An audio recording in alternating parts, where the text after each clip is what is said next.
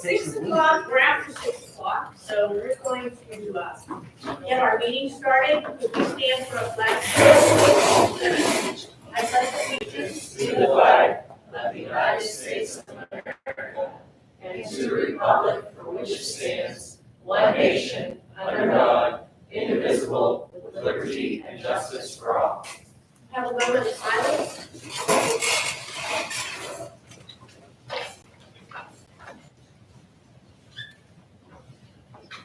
Sarah, would you call the roll call, please?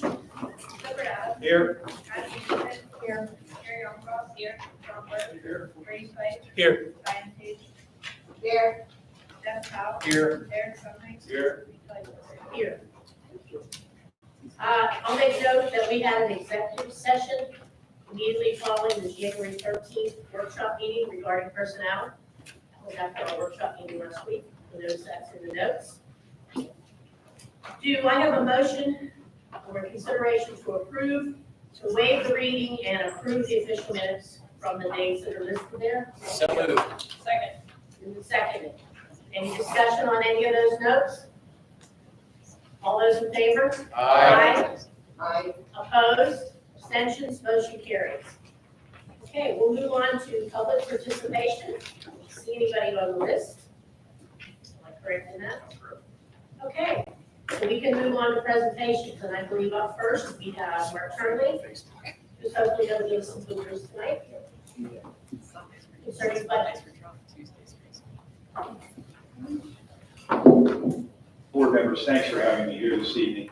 I put in front of you a stapled group of papers that has financial information for the district for the 23-24 fiscal year. The first 5 pages there are going to be the most important. Those, as I give the board each year, a synopsis of how the district did with some perspective on prior years. So that information is on the first 5 pages. That is followed by other financial information that supports what I'm going to tell you. Basically, the general fund, a lot more detailed information, budget versus actual. What I'm going to be talking about is more at a summary level, but I wanted you to have the detail behind it in case you had questions and you get a chance to look at it. The usual thick report that I give the board each year, that'll be forthcoming.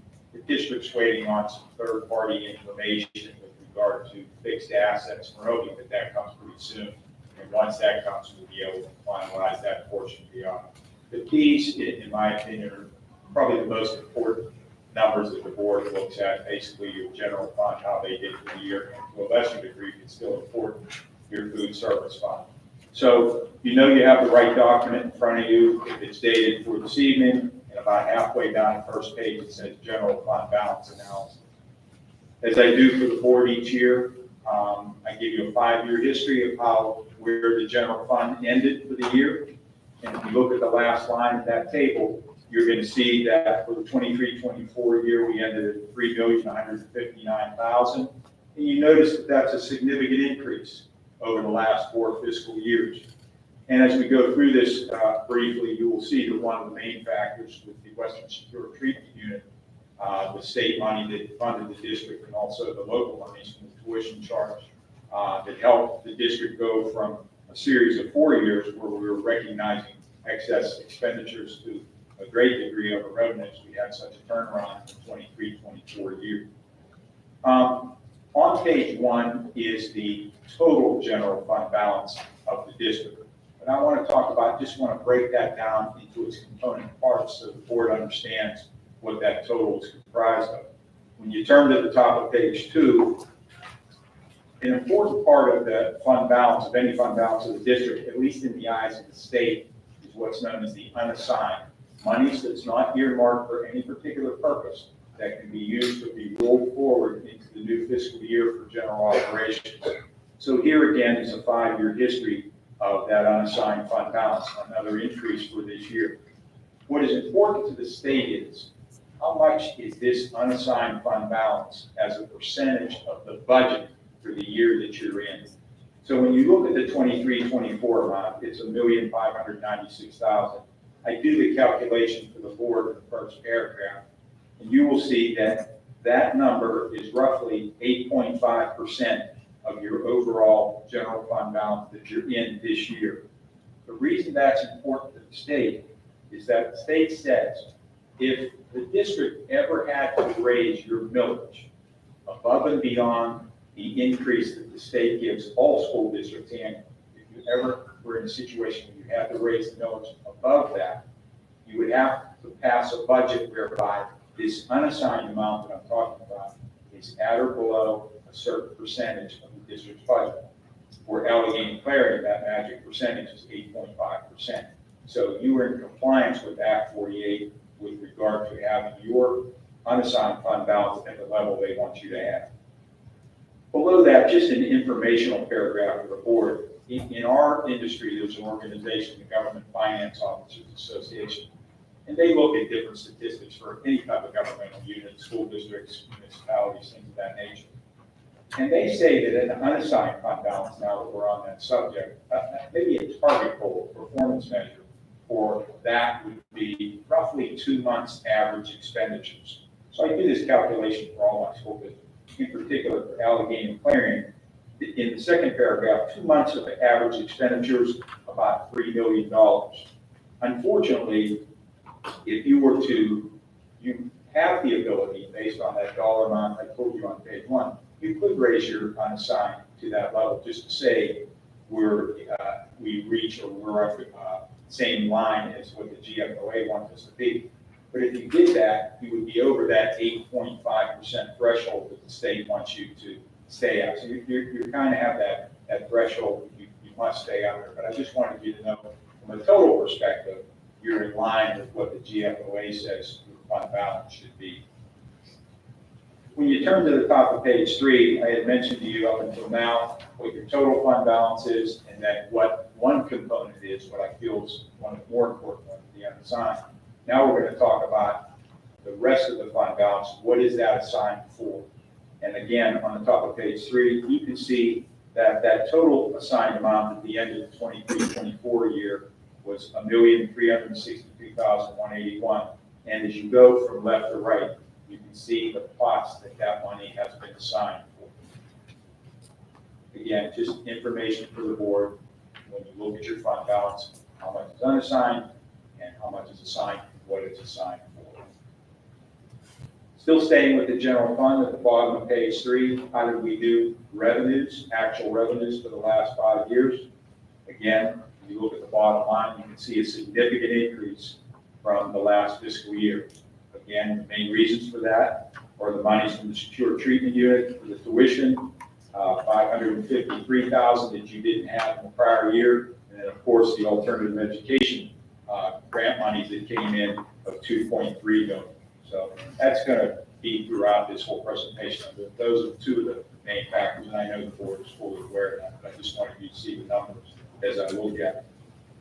When you turn to the top of page 4, we take a look at expenditures.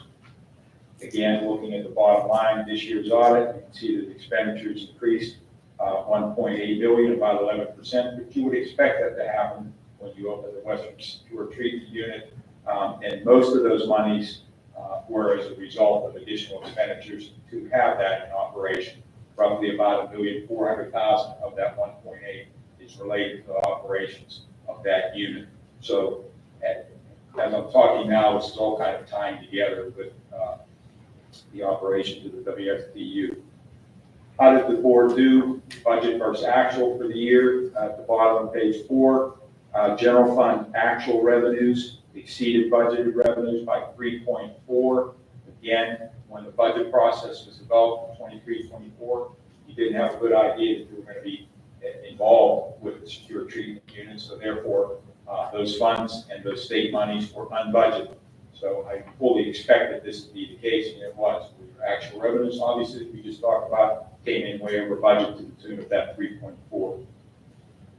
Actual expenditures, again, along the same lines, monies that you didn't anticipate spending when you developed your original budget, exceeded budget expenditures by almost $1 billion. And again, like I just mentioned to you, about 1.4 actual expenditures unbudgeted with regard to the secure treatment unit. In that package of information at the very bottom of page 4, I just referred to you that the pages in the audit report that have the detailed budget versus actual, a lot more detail than what I'm presenting in this synopsis, so that when you get a chance to go back to those pages, you're going to see schedules with both revenues and expenditures, line item by line item, just to give you a better feel for the particular areas that we've been talking about this evening. And then with regard to the numbers, the last page that we're going to be looking at, page 5, on that smaller fund in the district, nevertheless an important fund, is your food service operations. If you look at the second line under there, change in net position, just a fancy way of saying, do we have a profit or loss for the year? You can see last year for 6/30/23, we had a profit of about almost $120,000, whereas this year we had a loss of $22,000, almost $23,000.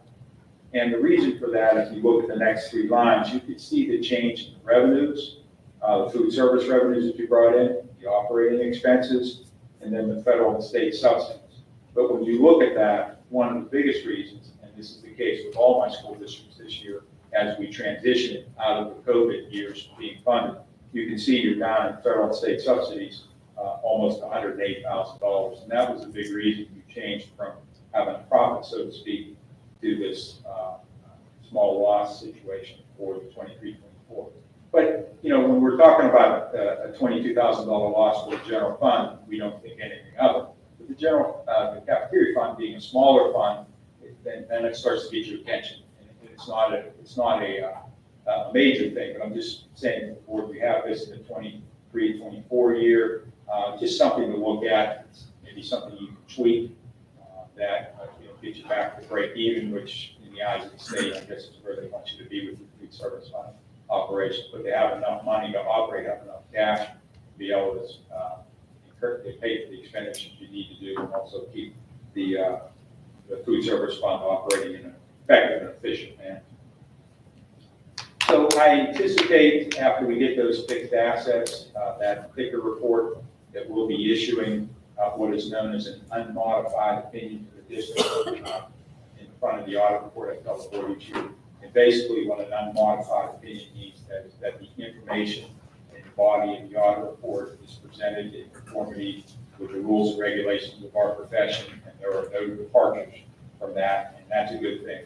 And also because you receive and expend over $750,000 each year, we have to do a compliance test on certain of your federal programs that we choose.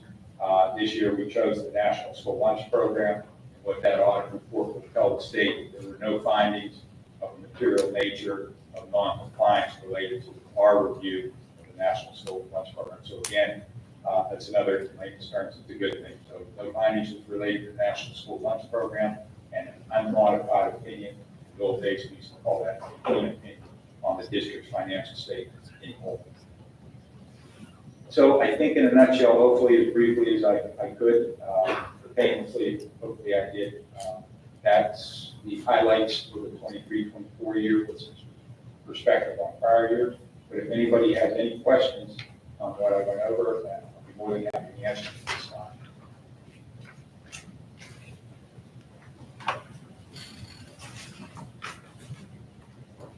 Any questions? You did a great job, thank you. Thank you, everyone. Have a good evening. Thank you, you too. Okay, our next presentation is by Jenny Lowry and Logan Green, who are going to be recognized as our Teachers of the Month. I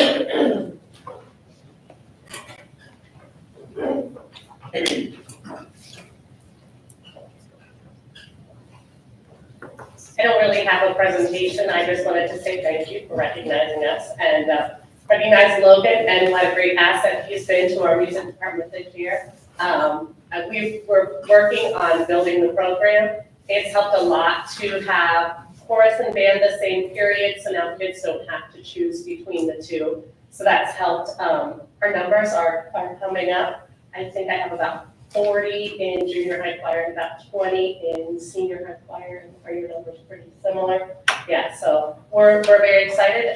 We got to perform with the Veterans Day program, which was awesome this year, and our Christmas programs were both very successful. So we were happy about that. Good evening. I did just want to introduce myself a little bit because I don't think I know any of the board members yet. So my name is Logan Green. I graduated from Grove City College this past spring. So this is my first year out. And I'm originally from Franklin, so I'm somewhat local. I've really enjoyed my time here so far at AC Valley. The students are fantastic, and it is my goal to build the band program. Just a little bit about the numbers.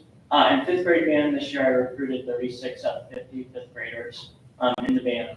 Sixth grade, I have 24 sixth graders. Up at the middle school level, I think I have about 30 up there in the middle school. And up to high school 9 through 12, I have about 18 to 20. So it's my goal to keep building that program, and I'd really like to see those numbers continue. We have really strong numbers down here at the elementary. I want to see that continue to the high school.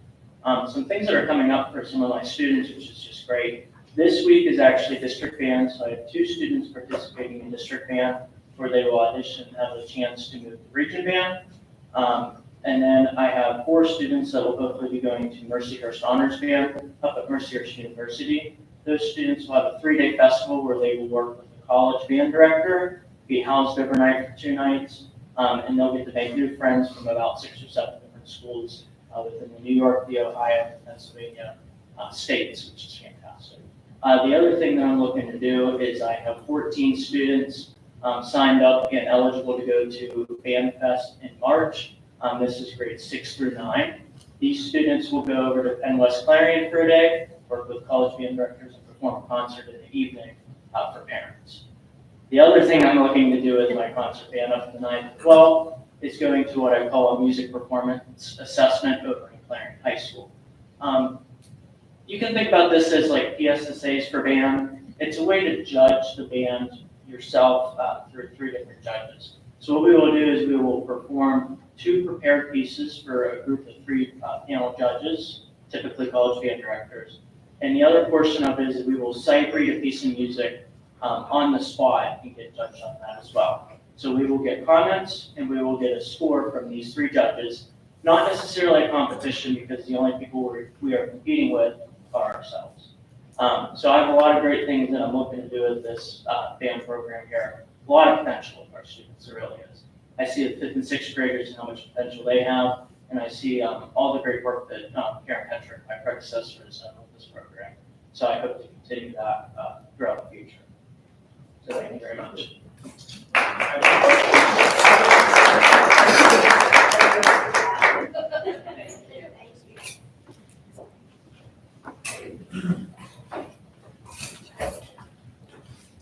Okay, we'll move on to board concerns. Do we have any board concerns this evening?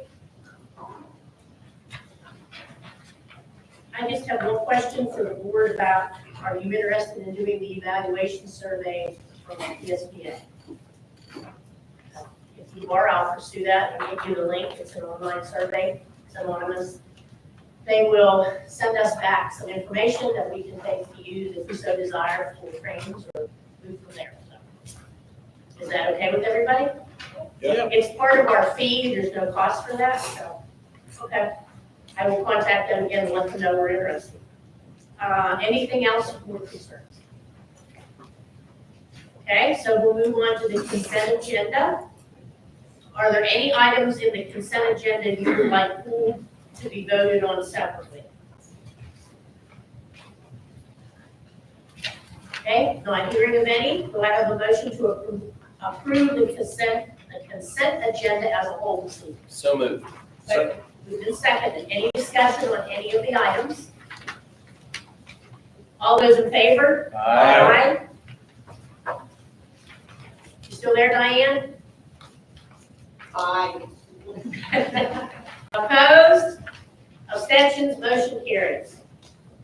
Okay, we will move on to finance and purchase, which we'll give to Patty.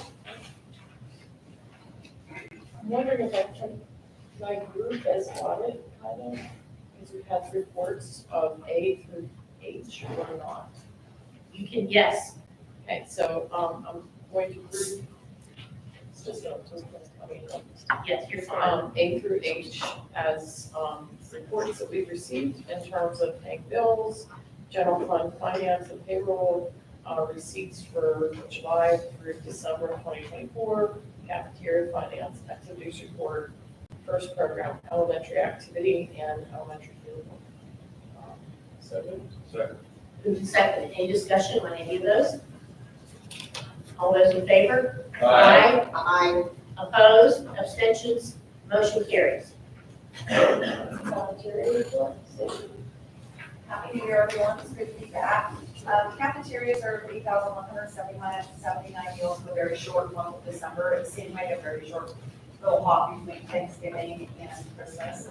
And now that we're back, there are a couple menu items that I thought we could do better on, so I did do some menu changes for February from the email a couple of months ago. Trying to do everything we can to increase our participation, like we heard from our SCA funding. A lot of our directly certified Medicaid kids that we were getting extra reimbursed before, we aren't anymore. So I'm scrambling to try to find extra ways and menu items and things that they can be interested in to either increase participation or increase those a la carte sales. Right now, we're running a breakfast promotion for until Valentine's Day at the elementary school. Our breakfast numbers at the elementary school have dropped. I looked through, I can't find the reason why. There was some scheduling changes in the morning for start times and things. I think it affected us a little bit. So we were running a little bit of a breakfast promotion, giving 12 winners every morning to get the kids back in and remind them that even if they only have 10 or 12 minutes, there's still time to come in, grab that breakfast, eat it, and get up to class by 8 o'clock. So we're running that. I'm going to see if that just doesn't get them coming back in the door and back into that routine that they were in prior. We may have to, if we can't get our numbers up, we may need to look into doing a grab and go for possibly for 5th and 6th grade to see if they will come through, grab it, and take it to the classroom. I try and keep the food out of the classroom in elementary school because they can get a little messy for the custodians, but again, if I don't see an increase by the end of February, back to where I think we should be, then that will be an option. I will talk to Dr. McDivitt and the school board about, along with Mrs. Sherman and those classroom teachers, to see if we can get those kids from going straight in the door to the room. I think I counted on last Thursday. I watched, and on that second group of buses that comes in, I had 38 kids come through the door and straight up to the classrooms versus 2 that came to get breakfast. And so I've got to do something to get them from going straight that direction over to here. So I am working on getting those numbers up, trying to find a way to replace the unbelievable amount of COVID funding that we were getting all those years, and doing my best to get everything that I can for the district in that respect, and I'll keep you updated as I go on.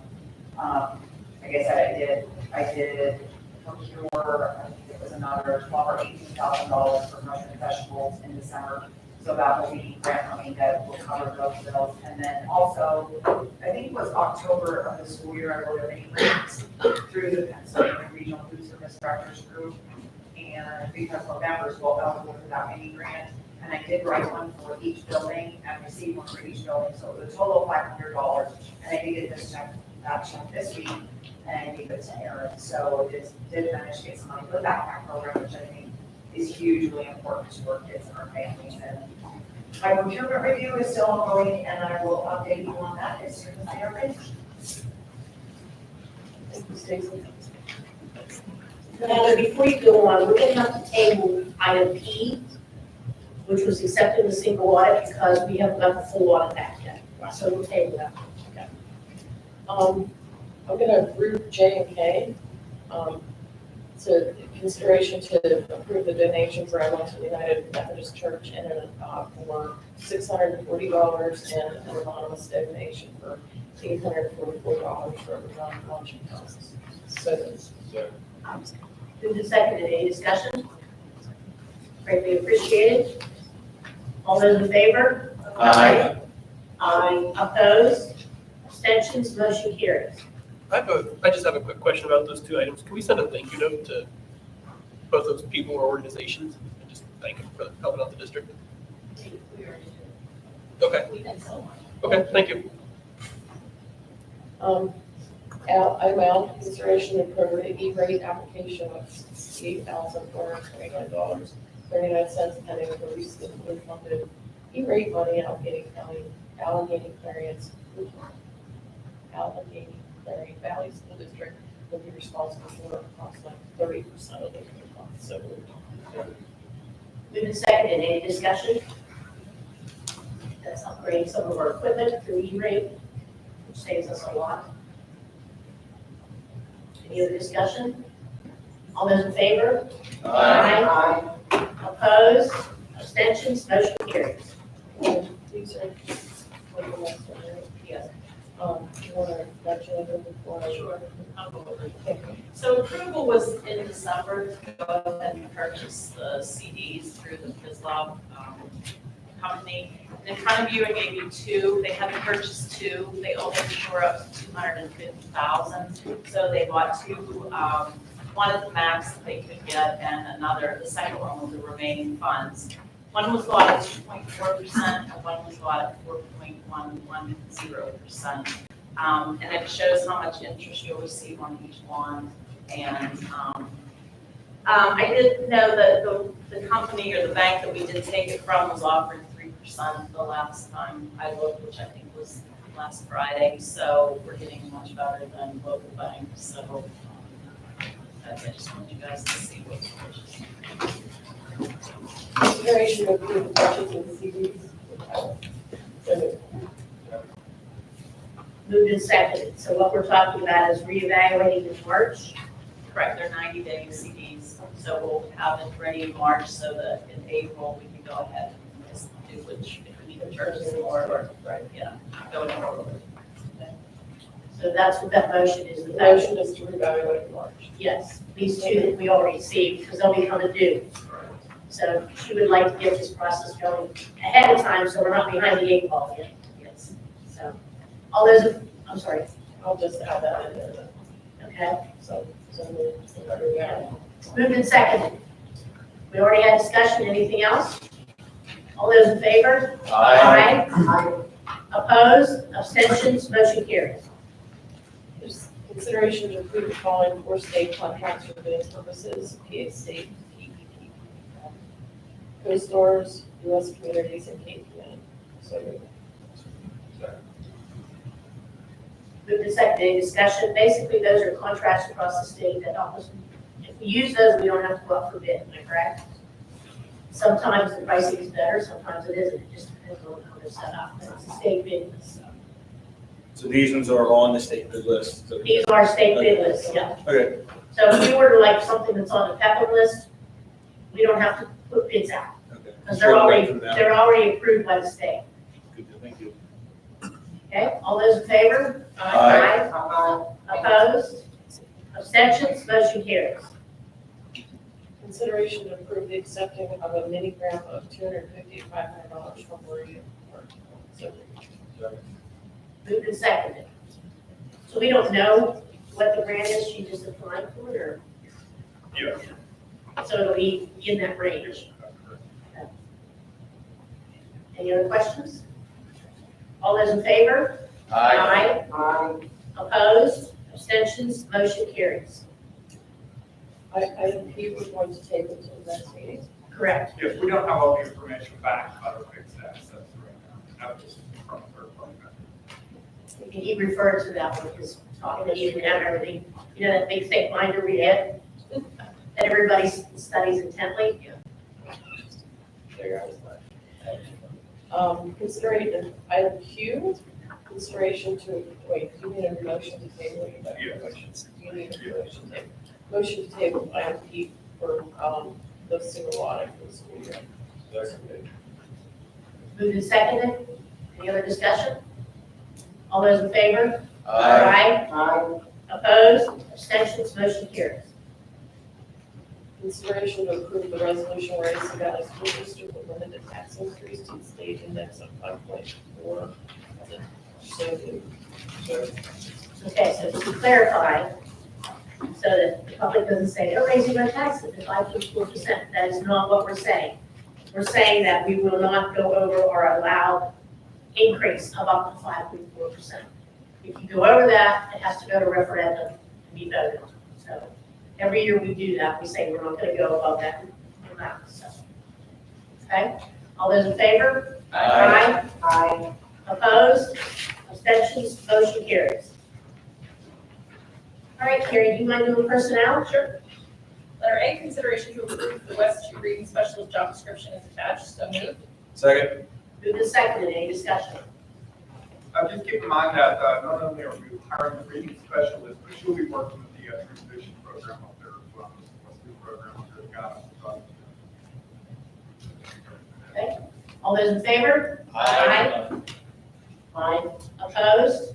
Abstentions? Motion carries. Letter B, consideration to approve the hiring of Lisa Evans upon receipt of all appropriate documentation for the newly formed position of the reading specialist at the Western Secured Treatment Unit in Emlenton at a first-year prorated salary of $59,790, with future salary increases to be negotiated with the Allegheny Pine Valley Education Association.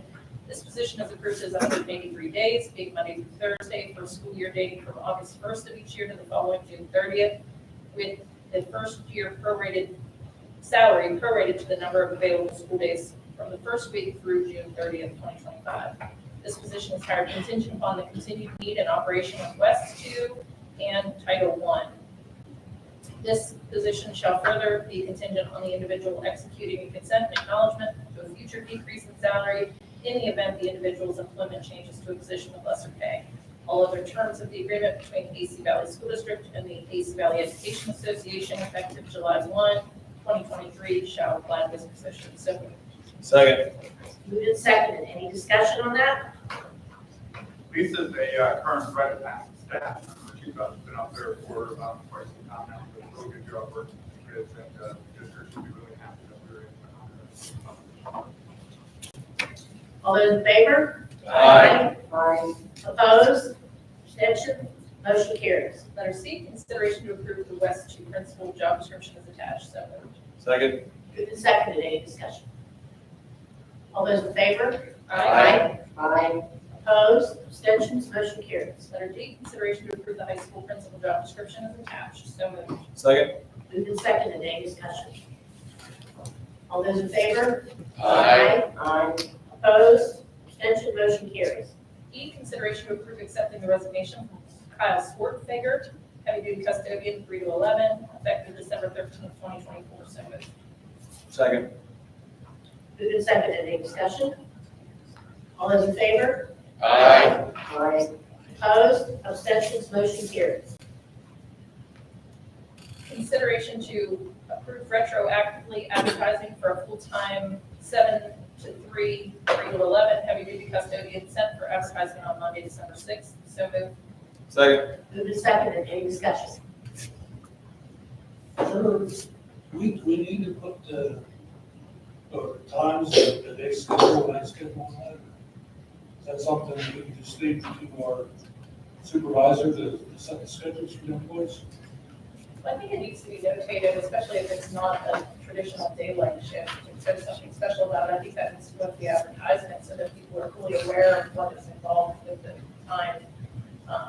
You know, what shifts are available that they may be, you know, subject to work. Okay. Is that Oh, I mean, we can note that, but I think it still should be up to the maintenance supervisor to determine the schedule. So are you Oh, we saying, agree. We were just saying for advertising purposes, I think that the times need to be advertised. People are gonna expect them to work outside the 7 to 3 shift. because we can say you can work 11 to 7 then. We don't say, this is the time frame you could be working. I thought in the advertisement it was in there that it could be like, It was. okay.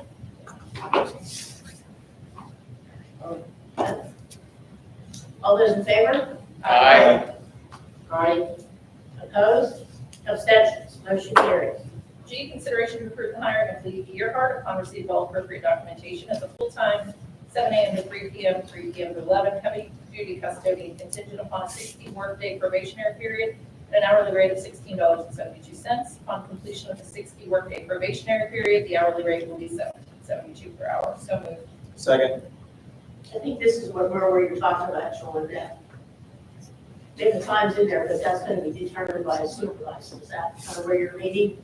Yeah, I mean, It has to do with how much involved the school board's gonna be, is it an individual schedule? Depending on how it's advertised. So the way we have it listed there, it's either time, so that will be up to maintenance to determine when they need this work out. Yeah, as long as our key leader has that ability to set the schedule, it's not gonna cause a conflict or anything. I agree with you, yes, it should be up to what work schedule is needed. Any other discussion on that? All those in favor? Aye. Opposed, abstentions, motion carries. H, consideration to approve accepting the resignation for Matthew Cribble, maintenance technician, effective January 31st, 2025. So moved. Second. Moved and seconded. All those in favor? Aye. Aye. Opposed, abstentions, motion carries. Letter I, consideration to approve retroactively advertising for a full-time maintenance technician, sent for advertisement on Tuesday, January 7th. So moved. Second. Moved and seconded. All those in favor? Aye. Opposed, abstention, motion carries. Okay, these are the letter J of the interviews we had this evening. We interviewed 2 candidates, both of them are very good, but I think the team has recommended that we hire William Earlry. And tell me when you're ready, the salary is at $47,364.58. Does anybody want to add anything? Is this, I mean, they're both good Yeah, candidates. Bill just had a lot of experience, and it shows throughout the interview. that's his annual salary, not what's prorated, correct? That's correct. Yeah, it will be prorated from that. is this position part of the support staff contract, or is this a standalone contract? We can discuss. We discussed, okay. And he knew that we discussed that that's, will be opening up again this year. Okay. So.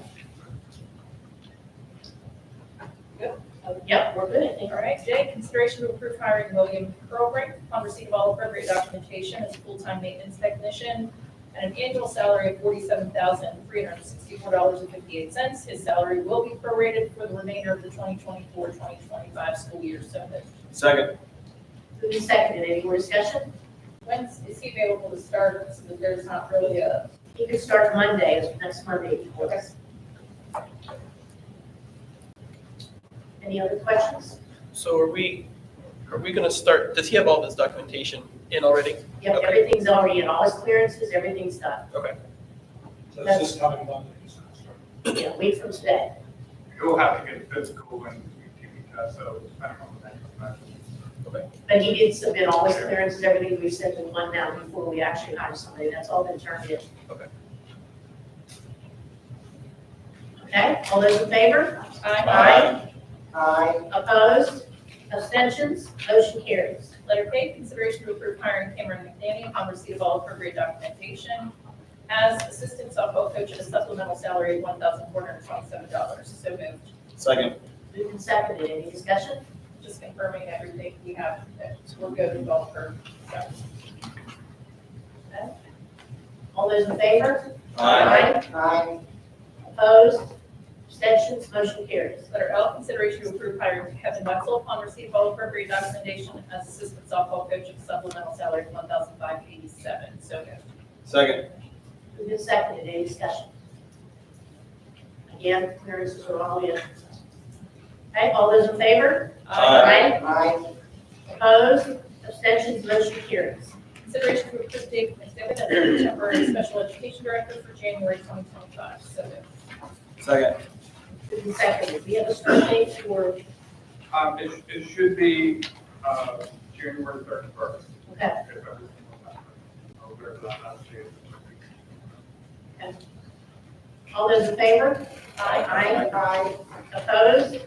Abstentions? Motion carries. And finally, letter N, consideration to approve hiring Jennifer Pollock as a long-term substitute teacher retroactively on January 7th, 2025. So moved. Second. Moved and seconded. Any discussion? All those in favor? Aye. Opposed? Abstentions, motion carries. Thanks, Gary. We move on to instructional services. Brady, do you want to do that for us? Sure. Elementary report, please. So first thing I wanted to go over was our TSI update, and at your seats, I put just a little chart that will help with when I'm referring to the ELA and math. As you know, we were on TSI designation for the previous school year, so we had to have an action plan this year of how we were going to improve that. And that does require us to report quarterly on our goals. So for the second quarter, Kristen and I did this right after work today. Our building-wide attendance goal for this quarter was 75%, and we came in at 94.42%. So we're way above our attendance goals and holding steady halfway through the year, so that's awesome. And on this chart, I just did it so that you can see. I know we've talked about tier 1, tier 2, and tier 3 a lot in different presentations. Basically, you want your green number to go up and your red number to go down. So for reading in quarter 1, our tier 1 went from 23% to 35%, so that's good. And our tier 3 dropped from 29% to 24%, so that's good. The yellow is the tier 2 kids, and that's kind of the, where they move through going from tier 3 to tier 2. So those numbers should go down a little bit as well, depending on if a lot of students move from tier 3 to tier 2 or from tier 2 to tier 1. Same with math. Our quarter 1 was at 14% and our quarter 2 is at 28%. Obviously still not ultimately where we want to be, but moving in the right direction. And tier 3 went from 25% to 15%. So, just checking in and doing our TSI quick checks. And we are using our data from the iReady because that does report out in the tier 3s. So we just finished our middle of year reporting, and that will go into our quarter 3 TSI report. So we have 2 more of these reports to do, and right now we're on the right track. And from what I heard from Robin Philman, it looks like we are not designated for the next time. So this should be a one and done. Aside from, are there any questions about that? Obviously, you want your tier 1 to be 100%, but is there a goal that you guys have to try and hit by the end of the year? Yeah, do you want It's statistically, I'm just going to jump in. Statistically, the tier 1 is about 80%. So if we can get our tier 1 at 80%, we have officially flipped the triangle the correct direction. Yeah. Perfect. 100% is probably not realistic. Yeah. Yeah, of course, yeah. All right, thank you. Yeah, just trying to figure it, but that's, Yep. yeah. And you want your tier 3 to be at around 3 to 5%. Okay. Any other questions? All right, so the other 2 things that I had to share. Miss Best in October had her 5th and 6th grade students write scary stories in no more than 100 words during library class. They had the option of having these stories submitted to the Young Writers Scary Tales competition. 48 of her students chose to do this. At the beginning of January, she received notice that all 48 stories had been accepted to be published in a book with other stories called Scary Tales. And she did say she's aware that they typically accept everyone and then they want the parents to buy the book. But the kids were very excited to find out that they could be published. And she is currently working to share this out with parents because they have to have permission from them for their students' work to be included in the book. So far, 35 students have those permissions and will be published, and she's working to get a hold of the other parents. And of course, we will get copies for our library. She gets a free copy and said she would purchase additional copies. So if they don't purchase the book, we can still check out their published works whenever we get those books in. And also, Miss Best has been collaborating with Anna Burke of the Clarion Venango Forest Farm Bureau and our local 4-H regarding Ag Literacy Week, which happens March 17th to the 21st. For grades K to 3, Miss Best has worked with Miss Burke to come in and read a story and do an activity with classrooms who were interested in participating. And in grades 4 through 6, we're kind of excited because 4 teachers are going to do the embryology project, which involves caring for fertilized eggs until they hatch. And I'm told that will happen sometime in March. So we'll have some baby chicks come March. The program's free of cost. Ms. Burke will provide the eggs, incubator, and educational materials that align with Pennsylvania academic standards. And she and Miss Best continue to work out the details for when exactly all of this is going to start and when she's going to visit the classroom. So I think that's exciting that we're going to have that collaboration with Miss Burke. And that's all I have for today. Thank you. Secondary report, please. Thank you, Bree. I know that a lot of students and even teachers think that the time between January and like April is a real grind, and it is. But my office gets very, very busy this time of the year. We start scheduling, we're doing budgeting, things like that, getting all the state reports filed. One of the things about scheduling that we've learned this year, I guess, based upon some of the things, the changes we've made over the last couple of years with grades 7 and 8, we've kind of discovered that some students this year didn't have a study hall every single day. Some only every other day. Some students had it for a semester, but not the second semester. And for us, that's a real problem because grades 7 and 8, they really do need a study hall to help them get organized, to help keep their grades up, to get the support they need, those types of things. So I placed at your seat this grade 7 and 8 course selection. And this really summarizes a change that we're making. We're not really changing anything drastically, but what we're doing is looking at grades 7 and 8 almost like a block. Like, yes, they're required ELA, they're required reading, math, social studies, and science. And we also provide phys ed, offer phys ed to every kid. But those rotation courses were a little bit different. They were split up so that 7th grade had some rotation courses that they were required to do. 8th grade had their own set of rotation courses. What we decided to do was to just lump all those rotation courses in one box, and a student in grade 7 can take any one of them. It's required. So for instance, as an example, chorus or band, it's required that they take that. They could take it in 7th grade, or they could wait till 8th grade and take that. The advantage of being able to do it that way is we can increase class size a little bit, balance it out, and it can be a mix of 7th or 8th grade students. The way we did it previously, it kind of locked it down to 7th grade just being able to take this course at that particular period. And it may fit into some schedules pretty well, but other ones we'd have to manipulate them, and it had very uneven class sizes. Some class sizes as high as 15, 16, 18, some as low as 5.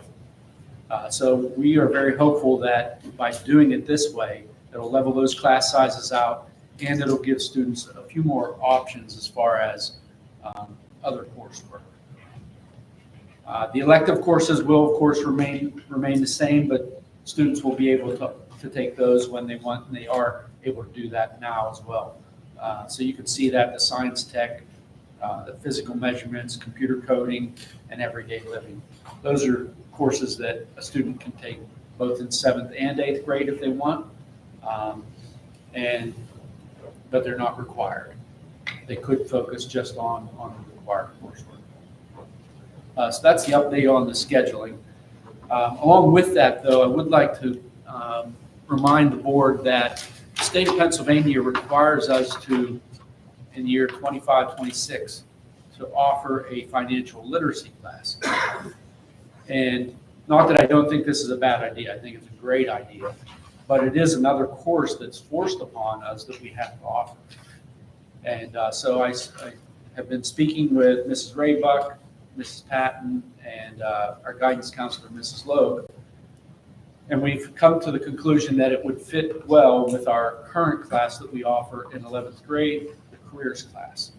So the careers class is half of a year. What we plan on doing is some students will take the careers class the first semester, second semester, they will take the financial literacy. On the flip side of that, to split the students up and work it into the schedule the best way, some students will then take the financial literacy first and take the careers in the second half of that. So I will be bringing to the board either next month for in March, the curriculum for that financial literacy. Mrs. Patton and Mrs. Raybuck are still putting that together, but we will have that for you to preview and to look at and for your approval for next year. I have a question, Mr. Jordan. So in 7th and 8th grade, if they take part in 7th, can they also take it in 8th if they so choose? If it fits into their schedule. So how does that And- work? How does that work for the teacher if they have 7th and 8th grade in here, year 1, then they have 7th and 8th for year 2? Like, are they going to adapt their curriculum or? Yeah, they can differentiate. They've done that with the other grades. We actually, when we do scheduling, to be able to accommodate all the requests, art's a great one because a lot of kids tend to enjoy that class. So she will actually have, Mrs. Forsythe will actually have students that are Art 1, Art 3, Art 4, and she just differentiates for all those students. They have different projects, they're at different levels of their capability, and she's able to do that in her classroom. Any other questions regarding the schedule? Did you say the financial literacy is required, or do you just have to offer it? We have to offer it, yes, and it will be required for all students to graduate in time after that. Anything else? Okay, the other document that I provided is this one. It's labeled IU6 coaching salaries with zero experience.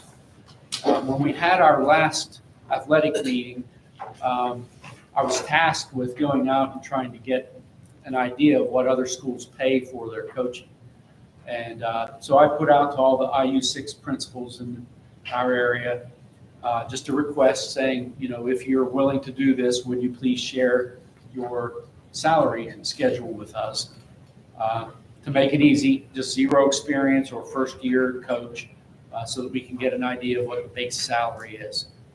So these are the numbers I pulled together, and it's, you know, not making any recommendations or anything like that, but just giving you an awareness so that you understand what other people are paying for their zero experience coaches. These are the only schools that responded to me. I know a lot of other principals get busy and maybe didn't have time, but you can see there's some pretty good variance there. And, you know, with your consideration of this document and any other information you might have, maybe in the future you can think about, you know, possibly changing our salary schedule a little bit.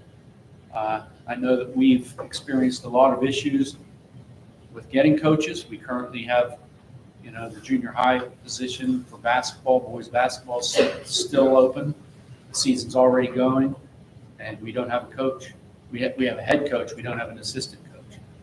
So, you know, possibly bumping some of those salaries up might be helpful if you're able to do that. And that concludes my report. Fantastic, thank you. Thank you. Consideration to approve the Western Governors University clinical agreement as attached. So moved. Second. Moved and seconded. Any discussion on that? All those in favor? Aye. Aye. Opposed? Abstentions? Motion carries. Western Secure Treatment Unit report. Hi, everyone. Happy New Year. I'd like to report that we currently have 36 students enrolled at WestU. We had about 8 students discharged over the course of December. I said the judge must have been pretty generous with the holiday. So some of those students went home, others went to a step-down unit. We're currently going into the third 9 weeks tomorrow. We are switching from a 5-unit schedule to a 4-unit schedule, tightening up the schedule, offering more curriculum offerings, less teacher time where they're sitting around or teaching an elective, basically just more education for our students. We are taking our vocational teacher, Erica, and moving her over so that she could be more impactful on the vocational side. Very excited about that. We currently have, with ROP, 6 staff on the vocational side, so we're really excited looking for big strides here in the next few months. We have 3 students that graduated recently and 4 students that have completed senior projects. Typically, when we get the discharge, not all students graduate, but we look at all factors and determine whether or not they can graduate, if they can, and all students have to complete a senior project regardless. Teachers' professional development, I've been working with Kristen to develop curriculum maps with our teachers today. We spent the whole day doing that. Also, we're changing the lesson plans down there, created an online Dropbox for the teachers to complete their curriculum mapping, as well as new lesson plans, something that is helping to streamline the education process. Also looking to conduct some training for tightening up the classroom, for just the general structure in the classroom, working with ROP, because they have some processes they do and we do, so trying to mold them together. And also improving teaching lessons, so I'm going to be conducting some trainings with my staff on that. Also working on more positive incentives and contacting parents. Most of the time the contacts home are through IEPs, but I'd like to start sending good news, whether it be a phone call, an email, a note, a letter home, something.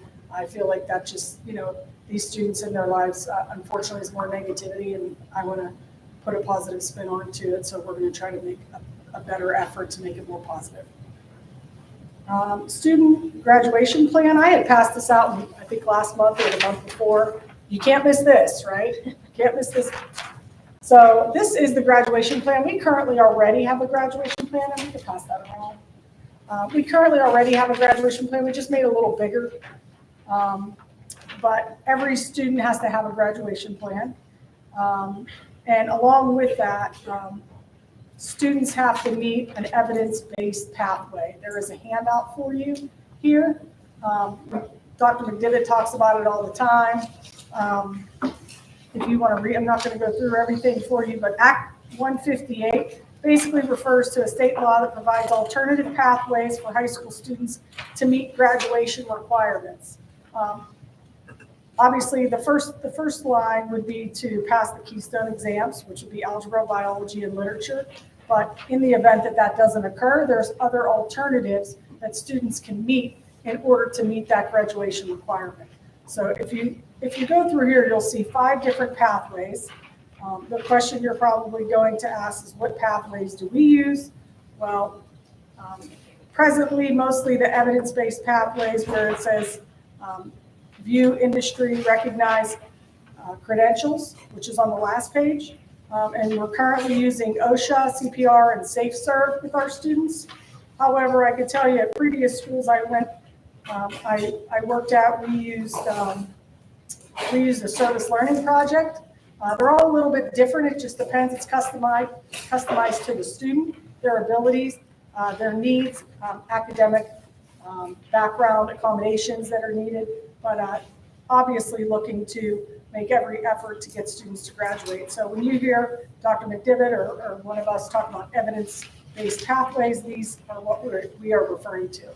So, and lastly, I just wanted to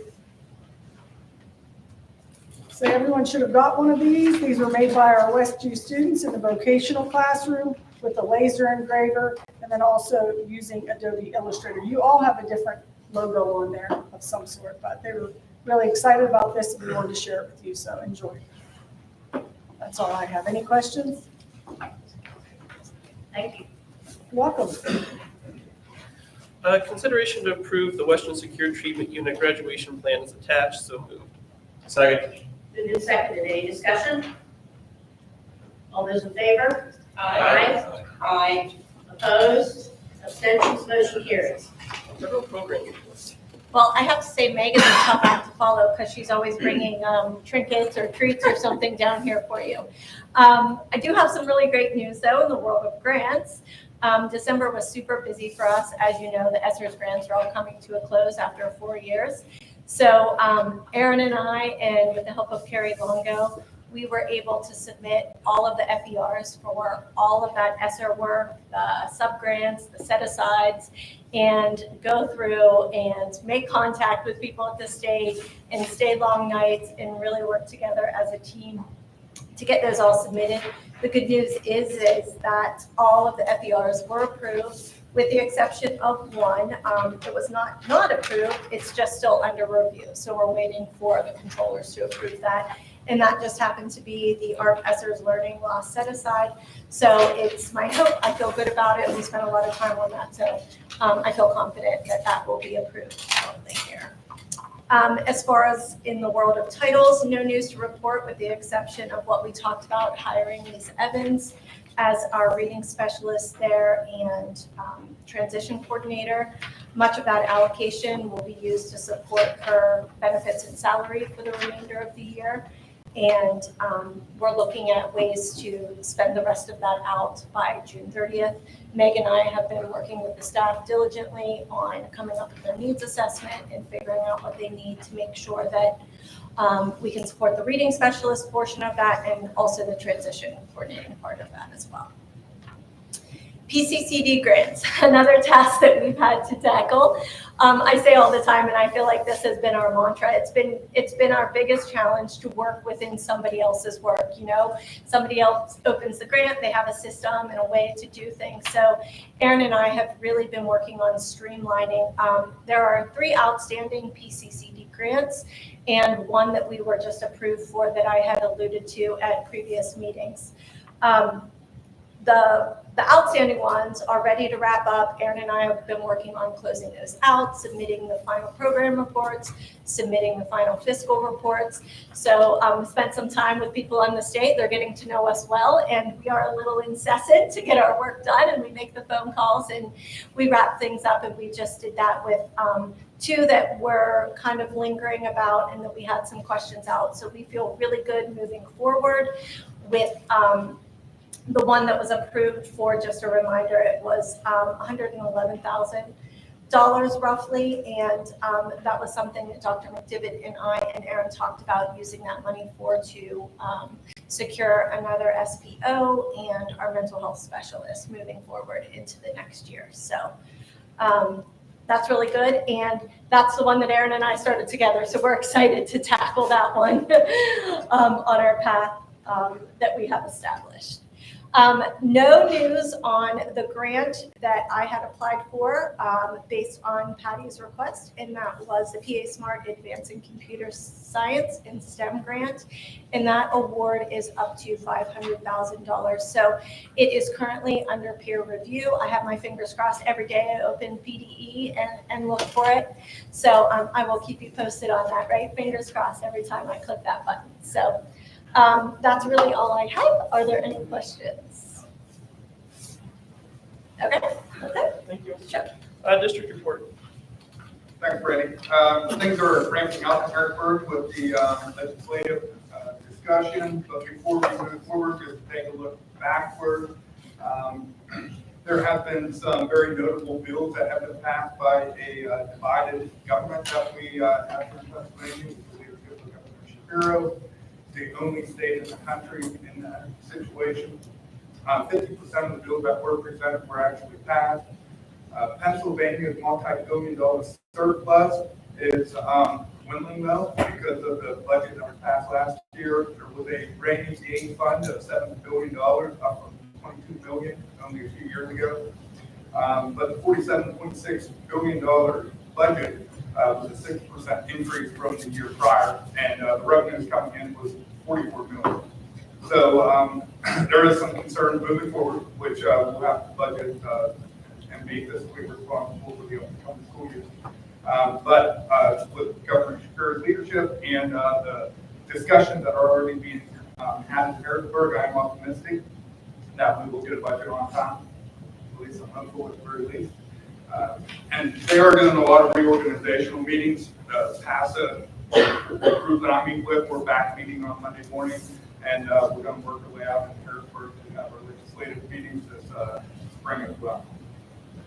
In addition to that, I'm working on next year's school calendar, and just keep in mind that the basic education circular for instructional time was revised last year, and that provided us with options. For years, we had to do 180 days and 990 hours at the high school, 900 hours at the elementary, but this year it got changed to either or. So we can choose to come to school for 180 days or 990 hours at the high school or 900 at the elementary. So at the West 2 program last year, we chose, kind of beta tested it at 180 days. So we started our day at 9 o'clock and we finished at 3 o'clock with our students up there. And we do a 4-day work week, and we start August 1st, finish June 30th, and it worked out very well. And that's something that I'd like to see if the school board would consider here, as far as that 180 days. And what that could do is provide us a little bit more flexibility in the morning, potentially pushing back the start time of the school day, and it could potentially help combat the truancy issue that Dr. Jordan had reported on just a few months ago. That's something that I've been working with the staff and discussing with the administrative team. We have to make some schedule changes, and it would be a heavy lift.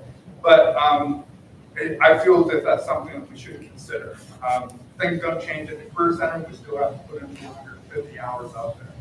And I'd like to get that calendar in front of the school board in February. And if you're in agreement with that, I can send out a survey to the community to seek their feedback, to see if pushing back the start time could be impacted.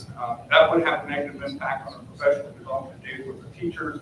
Our ACT 80 days would go away just because the students have to be here for 180 days. We still have the free and service days that we can provide professional development. And any feedback before we move forward? Yes, please. What is the 990 hours related to, like, hours a day the students are here now? To days, I mean, what does it work out in days? We have, I think, 1,086 hours that we put in up in the high school right now, the amount of time that we put in. And we have extra time just because we have that travel between the career center and back, so we use time as far as that goes. So we start, Dr. Jordan, what time do you get the students in class in the morning? 10 minutes till 8 o'clock. So it's 8 to 3, 7 hours roughly a day. For a student that doesn't go to the career center. Yes. So pushing back the start time, we're gonna push back like 30 minutes to 8:30 is that what you're looking Yeah, that could be a recommendation. I think that could be something that So- we do. So if we did that, Dr. Jordan, how does that affect, how much is that gonna affect your schedule at the high school? A lot. Okay. Okay. I mean, it may come down to where there are required courses, obviously that we have to offer. So it will hurt the elective courses. Okay. More than anything. I think we should send a survey out to the community, the parents, the students, the staff, and see what their thoughts are about it. What would the start and end times then look like? So unclear. The end time would remain the same throughout the district, just to athletics and everything else. So we just shorten up the day, because we choose 180 days, and we have a later start date, then we could be just shy of that 990. So you're actually getting less instructional time? Or you'd still be putting in the full 180 days, because right now they do 178 days, with the 3 Act 80 days, the 3 Act 80 days do count for instruction. But you might have to shorten your periods if you want to keep the same schedule, am I correct? I would lose one period. Our So you- second period starts at 8:32. But you could shorten every period, keep that same schedule in there. I don't know Yeah, how much that- that would work out to be. That would be a possibility. How much time's between Be classes? 40 minutes divided by basically 9 periods, so. 5 minutes roughly a day. Because my concern is, are you trading off one problem for another? Like, will it help with truancy, but then are we, with the kids ultimately getting less time in the classroom for each class, are we gonna start seeing some deficits on the academic side? I'm just spitballing here, but I'm just thinking, is it really a fix for, what's our goal? What do we, what are we working towards? Well, if I can add, as far as the truancy part, knowing intimately what some of the reasons are why some of these students are missing, it's not because of the start time. There are other things at play that, are impacting us. Just to give you one example, I have a student that is homeless, has issues with parents, not being at home or not being in the life of the kid, that kid struggles with attendance. He doesn't have an adult that wakes him up in the morning and says, you got to get to school. The start time is not, that's not going to change that particular situation. And there are multiple ones that are similar to that. There are always somebody with a health issue, and when you're trying to fix the health issue with your kid, and, it is concerning. I mean, if you want the best for your kid, that it's a health-related issue. It's not get up in the morning early or not early type thing. If I could talk just from an elementary perspective, it's someone who came into the district, and I hope I'm not overstepping Lori here. One of the biggest challenges that I have found coming into the elementary school is the time that we have with teachers and the time that teachers are pulled for particular meetings throughout the school day, because there is no built-in flex time in the morning to spend time and have a staff meeting or share out or share data and that kind of thing. So that has been a real struggle. So I suppose you could look at losing instructional time during the school day and during the school week when those core content teachers are pulled to have a meeting throughout the week and throughout the month too. So that's something to consider, and that's also something that I found is a real challenge to meet with teachers and to discuss problems and to house those staff meetings that we need throughout the school week. So you would be having that teachers come at the same time they normally did, and that would be used for meetings and prep. I would agree 100% with that. At the high school, we have zero time really to meet with teachers. They show up, their start time's 20 minutes till. That's the same time that the bell rings for kids to start coming up into the hallways. 10 minutes later, class starts.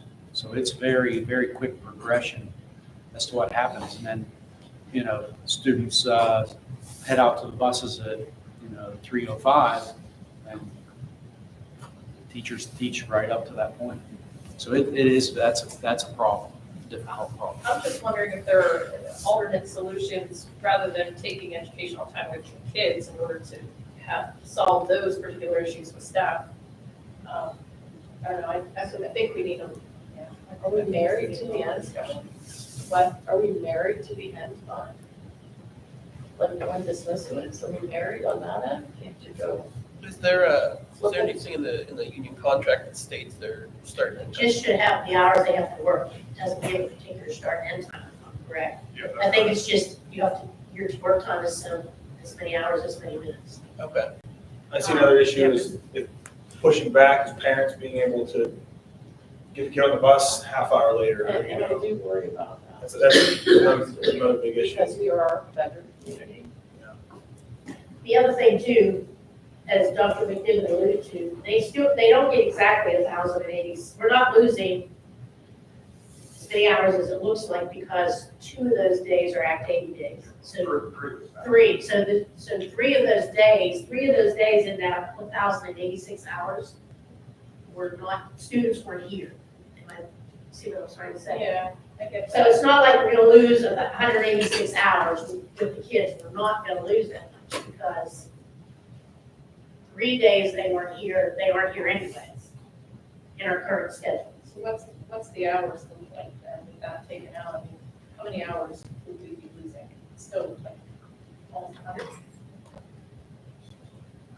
I'd have to get back to you on that. I haven't run all those calculations. I would say it's roughly 8 hours.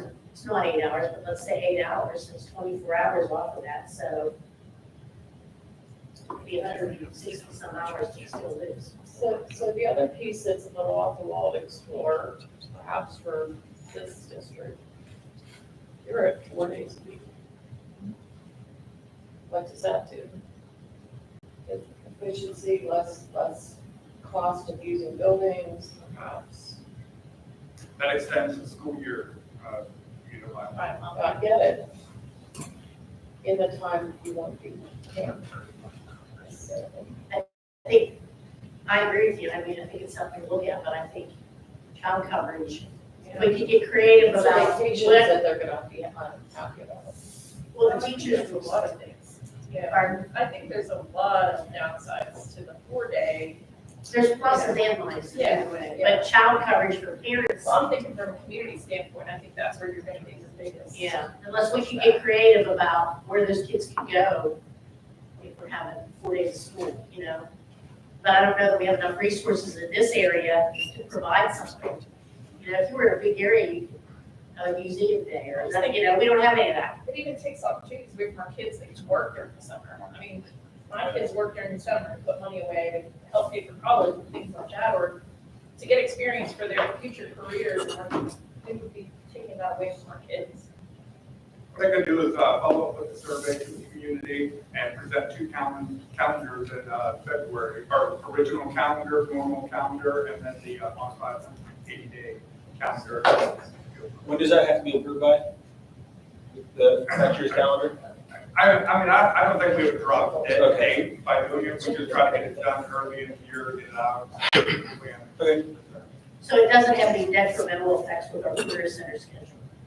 No, not necessarily. I mean, those, 4 days forward, it doesn't. No, that one, he's talking, I think you're talking about just whether we changed it Oh, to 180 days for the 990 hours, correct? okay, I'll provide an update and do this first, or next month. So the 990 hours would be, you would look at changing the start date. If we stay with 100, right, if we go with 180 days, you would not be looking at changing the start time, or you are? If it was 180 days, the start time would get kicked back. You know, we're doing it that we can meet school code by Okay. 180 days, not necessarily 190 hours. Or we can keep the current plan at, Okay. so it would just be a modification of start date. Can I, just for, how does it, like, how did this come to fruition as far as bringing it to the board? Like, is this just something that came from you, David, or did it come from Yeah. staff, or like did other? No, I shared it with the administrative team, as well as the ACV committee. And it's just a change in school code, it's just options that we have. I know we talked in great depth about the truancy, and there's a lot of research that says if we have a later start time, it does help combat truancy. And that was just my option I'm throwing out there. I know it is a big change, and if we're not ready for it, that's fine. But it's an option. Makes it a little harder for us because we have one bus run with everybody on it. Districts that do 2 runs can be a little more creative, I think, by start times, because they can adjust either one. I'll say this real quick. Just one of the solutions I've had to support the community members and the families are breakfast clubs in the morning. And I picked up on what Stacy said about kids not getting breakfast and going straight to the class and not being able to come in based on, you know, the schedule and the need as soon as they come in the door to get up there. So since staff would be here at that time, I've seen that go off without a hitch in many districts where they host like a breakfast club where there is, you know, people monitoring, the kids get to come in, they get to unwind, they get to have their breakfast and then start even 15 minutes later. I've seen that work too. So also a solution potentially. And as I conclude my report, just a couple shout outs to our few athletic programs. Congratulations to the cheer squad coaches and cheerleaders on winning the D9 co-ed cheer title of boys. And also a shout out to the youth AC Valley Keystone football donation to the Ukraine League of American Football team. It was in the local newspaper, and I thought it was a pretty good gesture from those students. And Frank, that concludes my report. Fantastic, thank you, David. The enrollment numbers for face-to-face student, ROC Cyber Service, AC Valley Cyber Service, outside Cyber Service, IU Classroom enrollment, outside placement enrollment, homeschool enrollment, and West 2 enrollment from January 10th are attached as well. Consideration to approve the teachers induction program as attached, so moved. Second. Moved and seconded, any discussion on that? Basically, we've had to extend that from a 1-year to 2-year program by state regulations. Another mandate with the funding that accompanies it, which we always want that to come out from the state.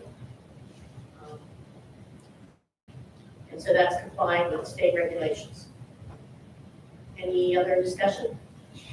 Questions? All those in favor? Aye. Aye. Opposed? Abstentions? Motion carries. Student board representative, we don't have anybody. Could we look at possibly, I don't know, incentivizing somehow to get anybody interested? I mean, is it a scheduling thing because the students are so busy with other stuff, or? Well, I think it's an interest level problem. Actually, my student council teachers that are in charge of that came to me today, and they're going to be turning their resignation in because even in student council, they have no students that are willing to step up and do some of the work that needs to be done. So it's a widespread problem right now that just students don't seem interested. Okay. School police officer report? You guys have that from the, Thank you. Then I don't see it on the agenda here, but do we usually have a athletic director report? Yeah. Today's last have a couple items. Junior basketball started last week with 23 boys, and I think just Dr. Jordan stated one of those. The one that are out. Dr. McDivitt pointed out that she was well qualified for the state championships. They're going to be held this year at Pennsylvania at the CNB Arena. There was a conflict, I guess, in their Giant Center, I guess. So that'll be on the 30th and 31st. They'll be headed out on the 29th. Another item just for last week. Maddie Earhart recorded her 500th career rebound last week versus Granbury. And if you break it down, she played roughly 550 games, I would say, slightly played. So that's just average about 9.5 rebounds per game. So pretty impressive. And the last item, and I think probably everybody's back on vacation, is the athletic committee meeting coming up January 30th with going to be meeting with Medium, 7:30 for our meeting, correct? Face to face. Oh, it's face to face up here. So that's pretty much all I have for athletics. What about the volleyball? Oh, yeah, they just started their first away match.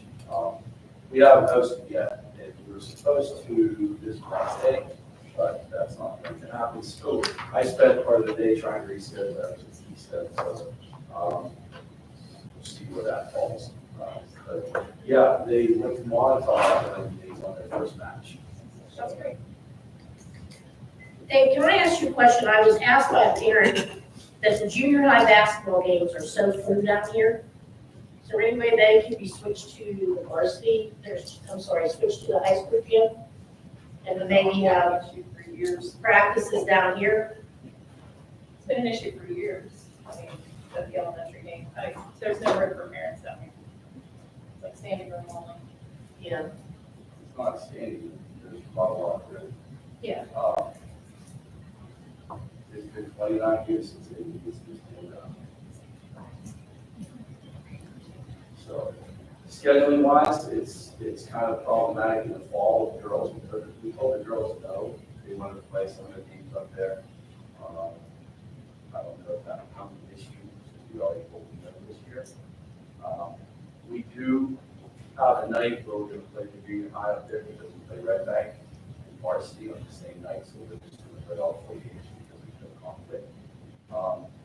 I personally, when I coached varsity, I hated practice down here. We played up there, that's where I wanted to practice. And when we didn't come out here, well, I just really, so, and like I said, we've always, it's not my fault. I just do what we've always done. And once we schedule the games and practices, which I have to schedule and make sure the gyms are available to juggle that, that's one more thing we have to go and make the juggle. So, yeah, maybe Dr. Gordon can speak on a little bit more. But we've had this conversation, and part of it is It's tough to displace our varsity programs from the high school gym for them to have their games. You know, Well, the other for thing varsity is- teams to come down here and practice in a gym it's not where they play, you know, and we've always focused on the varsity programs. Our best athletes that are up there on the board play junior high basketball in this gym here. And the gym, I get it, it's not ideal for spectators, but there's room. It was crowded the other night, there was pizza, and that's all. I think it's crowded it's crowded every game, but part of the problem is you've got an A team and a B team, and you get all those parents for both games. The B team, the A team, was much harder to say. But in the beginning, I'm saying you have parents there for the second game that are there for the first game, and it's The other crowded. problem that we run into is volleyball at the end of the year, games and everything. And junior high basketball, girls, that becomes an issue in high school. And then once varsity's over, basketball, the batting cage goes up, and baseball and softball are there all the time. So that's the other thing. They want to get there, getting groups together and get started on their season. They start that as pretty much as soon as basketball's over and the coaches are in that age, and that's up. They want them up before the season. So it is a scheduling issue. Like I said, I have to schedule with unions for their practice, for co-op sports, girls, we basically make practice schedules. So we make sure we have transportation into availability, so that's not really double. So like I said, it's just one more ball without that and the juggling. And I'm not disagreeing with you, David, I'm just saying that, the parenting can be, I think, what we need to do for our kids as a whole has to trump the parent convenience. That's just the way it's always been, and there's always been a lack of room here. So it would be a lot of, I don't know the schedule that well, so the practices that the varsities have, there would be a lot of conflict between game times that are usually. It would be displacing the varsity. Right, but that happens, there would be a lot of nights that would happen, or we Sometimes talk too, if you have the boys and the girls practicing back to back, 3:30 to 5:30, 5:30 to 7:30, because you may not be done with the game. So you may go six or 2 teams. Junior high is usually over around 6, takes about 2 hours. So then you can't start, they wanted to practice in high school gym, they would have to wait until after 6. I'm just fielding the question on that. Right. I understand, we reconsidered it, we thought about it, it's a lot. Could you look at, again, I don't know the scheduling or anything about sports, but could you look at changing it just for those games where you know you're going to get higher attendance, like the Keystone game, or the closer ones like that are near us, or I don't know how much that changes it. I'm just. We could look at that. It all goes back to that all the moving parts. Once you root one thing, somebody else gets its place. I think that's how it works. It's trickle down effect. Okay. Is there ever any gyms not in use up there, like, probably not. I mean, let's say the girls are union and the boys have a game, like occasional, how often does that hit where, Me, and then it's junior high. Yeah. Game that night? Yeah. I don't know. I'd have to sit down and chart it all out. That's a lot.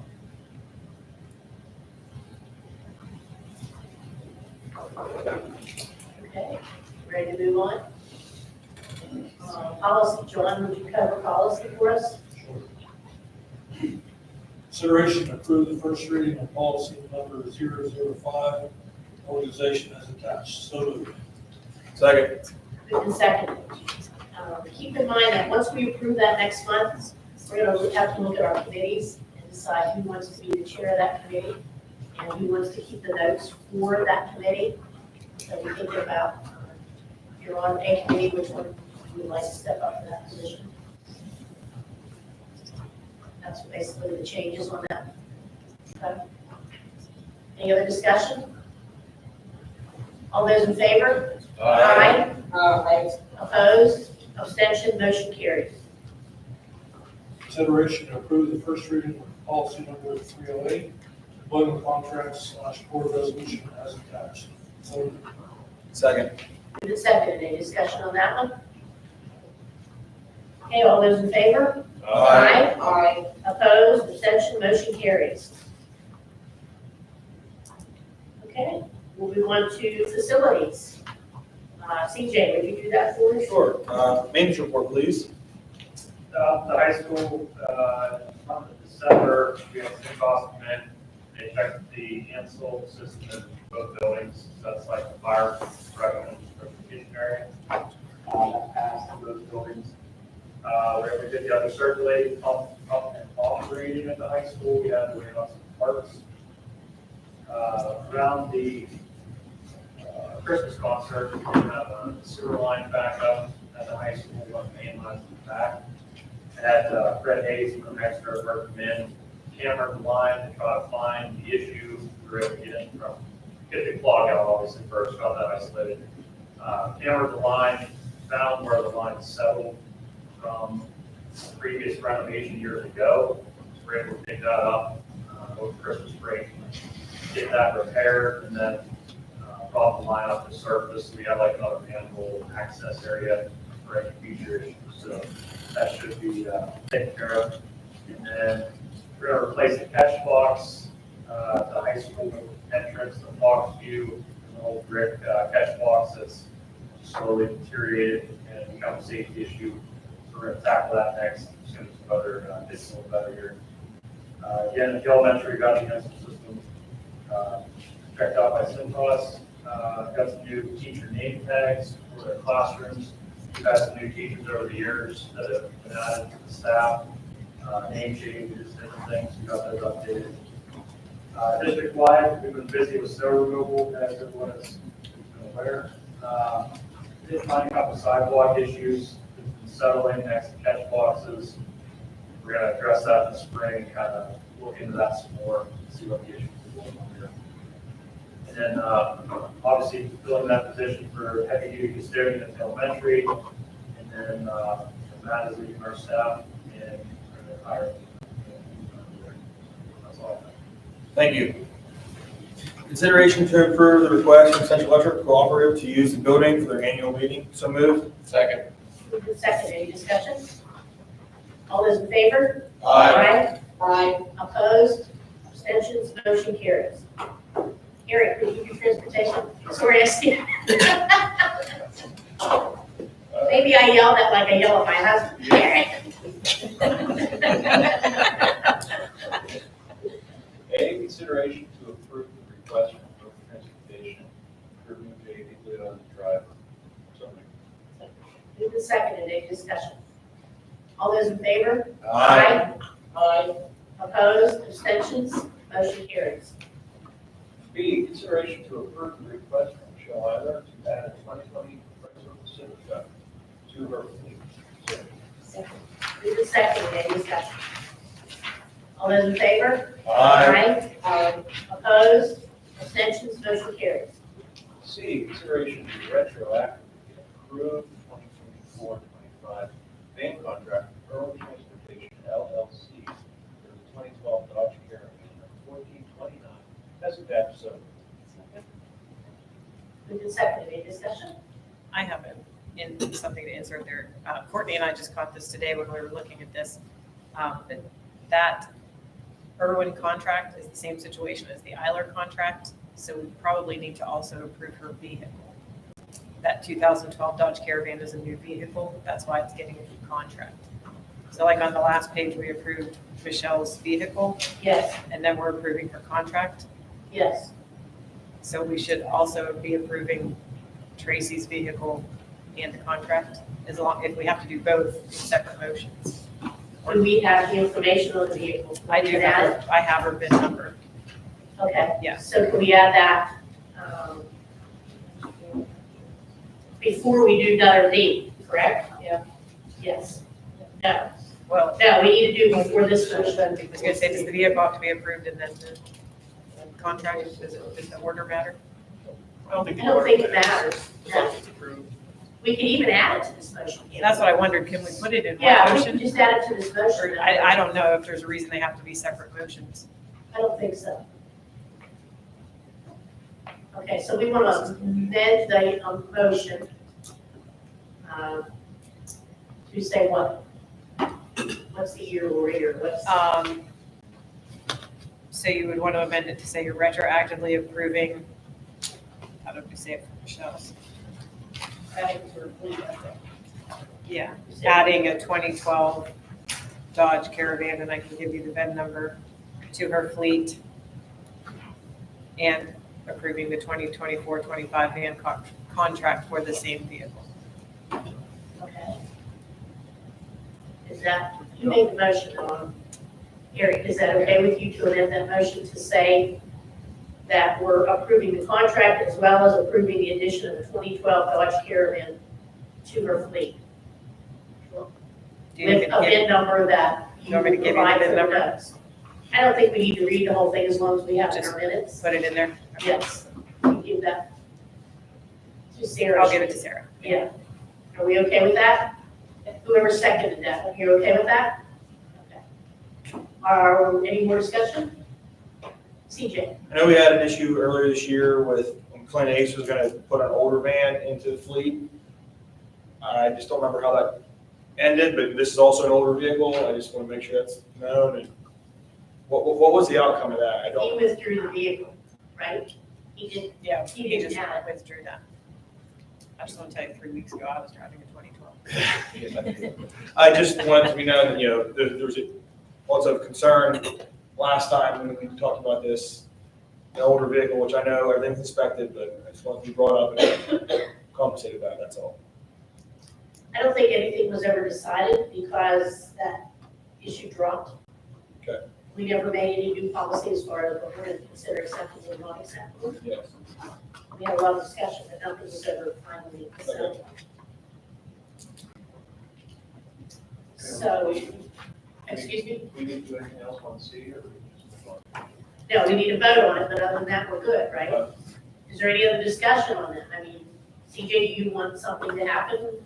No, I just know it was an issue in previous meeting, and I just wanted to bring it up again since fair is fair. I understand. And I think it's been, we kind of talked about inspection and all that, and if that Yeah, happened. like obviously if it goes through state inspection, it's safe via, whatever, put a sticker on it. I just want to make sure everything's known and everything's fair because Understood. Any other discussion on that? Is everybody okay with that year? As long as it's, it's past inspection, it's good to go. no problem at all. All those in favor? Aye. Aye. Opposed? Abstentions? Motion carries. Letter D, consideration to retroactively approve 2024-25 grant contract with Michelle Islands, 2020 Chrysler Country, number 5690. So Moved and seconded. Discussion on that.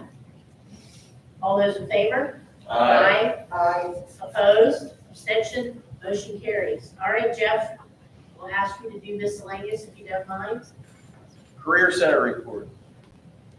So we had a reorganizational meeting back in December.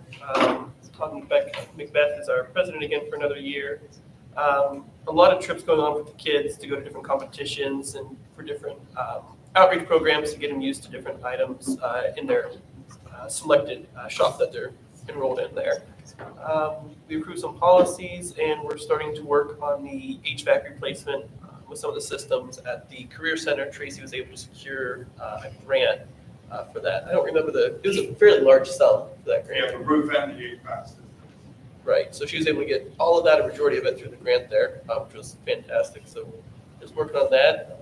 Other than that, that's about it. IU report.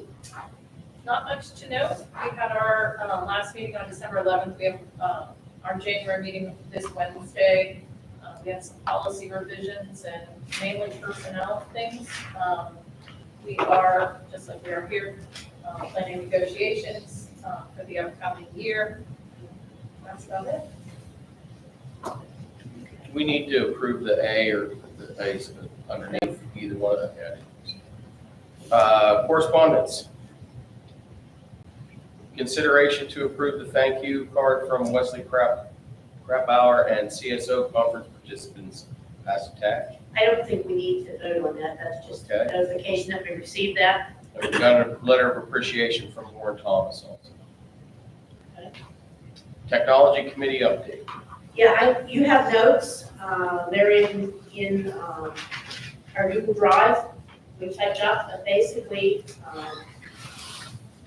big things was the disclaimer on student emails. David brought to our attention that UU does that, so we've added that to the student account, so if anybody looks at it can see that that is a student email. Okay, and I added that to the notes. We talked about AI and how we need to start looking at some policy for that. The teachers that were there talked about some of the uses they've used, and I believe you have February in service that they're going to be talking about AI, so we decided that we would come back to that in May when teachers have a little more information about what kind of policy we may start looking at district-wise. That's what we'll accept and what we won't. Adding a Google parent approval sign-off in the handbook for next year. I don't know if you guys are looking at me, did you know that? Did Aaron talk to you about that? Yeah, okay. Anyways, that Google is now requiring parents to sign off when we push out apps and software extensions, and we're just gonna add that as a sign-off in the parent selection of the handbook. Budget needs, they felt were in pretty good shape, and absent print projectors are starting to fail. That were replaced quite a while ago. They're gonna look at putting in interactive panels. Network upgrade from 6 gig to 10 gigabyte connection between the buildings will be happening. And so far, we discussed whether we need more help tech-wise. Aaron and Jeff felt they're handling things okay. And we brought up that we've not been able to find anything at all that would support us with our transportation connectivity with the buses. She's done tons of research, and nothing's out there yet. Maybe Elon Musk will help us out. I know what you had a bus driver that questioned you, what do they do if they're out in the middle of nowhere and they break down? Our suggestion was call 911 on your cell phone, at least they can get a message, because usually that works if you don't have any connectivity. So at this point, that's our only solution that we have. We've tried a lot of things. Yeah, we've tried a lot of stuff. But yet that's their concern, that if they're in one of those areas where they don't have a service and they've got kids on a bus and they break down, they can't walk somewhere to get help and leave kids on a bus. Do we want them getting kids off the bus and taking them with them? Like, they just sit there and hope someone comes along, you know, Yeah. like. And we have those areas in our We district, do. so. CJ knows that well. Oh, yeah. He grew up. We decided maybe Kelly could start taking after. I think to drive around. and Drive follow around. us. Check, see if there's any classes. So that was basically we're meeting in May again. Athletic committee update. We just discussed the salaries with the coaches, also the hiring process and clearances, things like that, which I think we got a pretty good plan for moving forward on that. Football committee update. Yeah, we met last week there, and we just talked about what the next steps we want to do moving forward are, sort of planning for the future and what we can do now, what we can do over the course of the summer to take advantage of the good weather, and then long-term, where we want this to go. I think one of the things that we want to look into is seeing if there's any money within the budget to be able to purchase equipment that we could use for future years to come, or start stockpiling some supplies and whatnot to be able to use when that time comes to start reworking the field and different items like that. But David and James were there as well. Do you guys have anything else to add to that? That was a big topic. Finance and facilities. We had a meeting tonight. Basically, it was a discussion with Schneider Electric, who would provide services as far as, and I don't know if I have all the terminology right, big projects where, like we did with McClure, where we could look at, we don't have as big a scope now because we already did lights and all that, but we talked about, looking at the auditorium as sort of a way to gain money by improving some of those energy cost items.